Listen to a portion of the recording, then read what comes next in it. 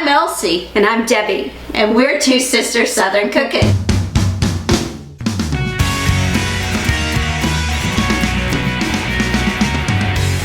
Debbie. So we had an abundance of tomatoes that we needed to get rid of. So Elsie and I decided, with all the veggies that are coming in to harvest right now, we need to get rid of some of them. So we are going to make a vegetable soup next week. So we are going to go ahead and do crushed tomatoes today, so that will take care of that. And I'm going to actually cook them on the stove, and once I'm done boiling them, I am going to put them into a Ziploc bag after they've cooled down, and then I'm going to freeze them. And you can freeze them for up to 6 months because they will be in a crushed form. It's perfect for soup. We're also going to be putting in a bunch of other veggies that we're harvesting from the garden, so it's going to be so good. So what I'm doing right now is I'm just going to go ahead and just cut these in half, because these are small and they're not large enough to cube into fours. Now, if you want to, you're more than welcome to de-seed yours if you want to, but we don't have a whole lot of seeds in these because these are San Marzanos and Romas. So I have some yellow Romas here as well. And let me just take that little piece. It's like a little birthmark on that tomato. Now, if you want to, you can actually put these into like a, you can put them into like a food processor if you wish. Other than that, you don't have to. I went out there and I picked probably about maybe 2 or 3 pounds of the tomatoes off of our bushes. And I have to say that I've noticed that we have a slowdown in our tomatoes because of the heat. The heat has really blistered up pretty bad, and our little bushes are needing a little love right about now. So I'm just going to just cut that in half. Some of these are really super ripe, so I'm just going to just cut them up and get them ready to crush them. So what you're going to need to have for that is a pot on the stove and a potato masher or a meat masher. It's your choice. And after you do that, then you just add them in, crush them up. You're going to add a little bit at a time, because if you crush them up all at once, it might take a while. So if you add a little bit at a time, then it'll make it easier for you to crush them up and keep adding.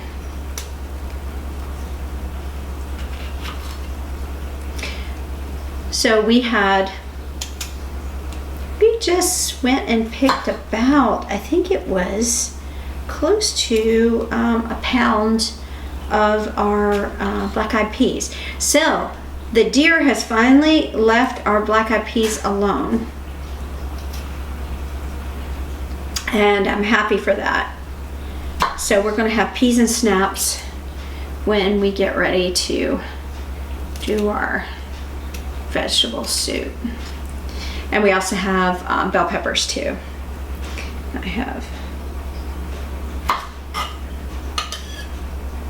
bell peppers, and just try to figure out what else to put in there. I guess we could get some carrots from the store and put that in there as well into the vegetable soup.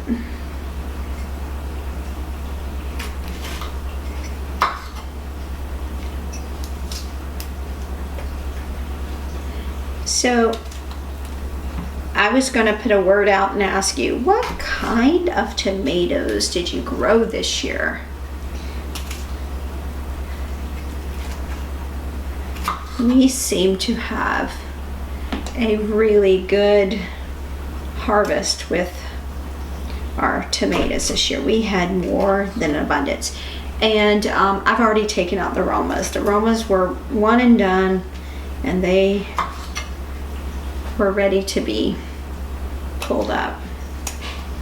So I think I know why the deer are leaving us alone with the peas.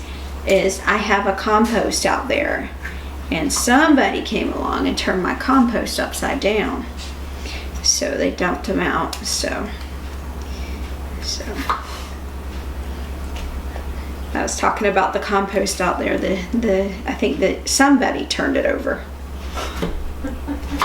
They ate all the. Where was it? At the edge of the garden. So I take what's left, you know, of like old vegetables that are not any good, or stuff, you know, like the collard green leaves that are just past its time. And I put them in a compost over there just so we can use that for our fertilizer. Figured I'd try to put back in the ground what we've been taking out of it. So, and I think the deer got into that. All right, so I'm going to continue to do this off screen, and then I will meet you at the stove when we are ready to go ahead and start smashing up these tomatoes and letting them cook, and then I'll put them in a Ziploc bag when they've cooled down, and I'll put them in the freezer, and they'll be good for 6 months. Now, if you decided to can yours and put yours in a jar and everything, it can last to 2 years. But because we're going to be using this in a week, there's no sense in letting this. First of all, don't put it in the refrigerator. Fridge will last probably with these maybe 4 days to a week. So you do have to freeze them, and just don't leave them in there longer than 6 months, because it does change the texture and the taste of the tomato. But because we're already going to be crushing these up, it's going to seal the deal. And we're not even going to season it. I'm not going to put any salt and pepper in it, because we'll do that when we make our vegetable soup. All right, guys, we'll be back. Hey, y'all, so we're going to go ahead and start working on the crushed tomatoes. So I have all of these tomatoes here, and I have a fresh, clean stock pot here. All right, y'all, so I've just put in my tomatoes. Now, I know I said I was going to put in a little bit at a time, and I probably should have. But by the time that these tomatoes start to cooking and releasing their juices, we are not cooking the massive amount of tomatoes that we would normally cook. We are doing about 4.5 pounds of tomatoes here. And I have the potato masher. Now, I also have another device too besides this. I have this meat masher, and you can also use that too as well. And what you're doing is you're just dicing them up and cooking them. You're going to bring them to a gentle boil for about 5 minutes after we start cooking this, and then we're going to allow it to cool down, and then we'll bag it up. So I have it on about medium high heat here. You don't want to do high heat because you don't have a lot of juice yet, and you don't want to burn these tomatoes. So you're just going to do a medium to medium high heat. But see how they're chopping up really nicely? That's what you want. So with the meat masher, I was able to break it up pretty well, and I'm just squishing these tomatoes down so we can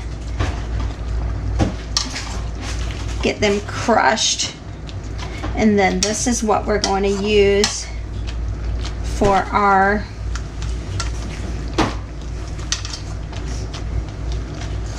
vegetable soup.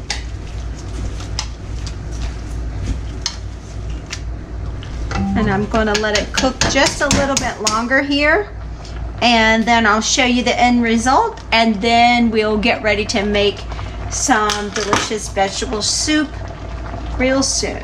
We're going to go ahead and take this off the stove here in just a couple moments, and then we're going to bag it up and put it in the freezer after it's cooled down, and then it's going to go into our vegetable soup for next week. So we'll see you in our next video, guys.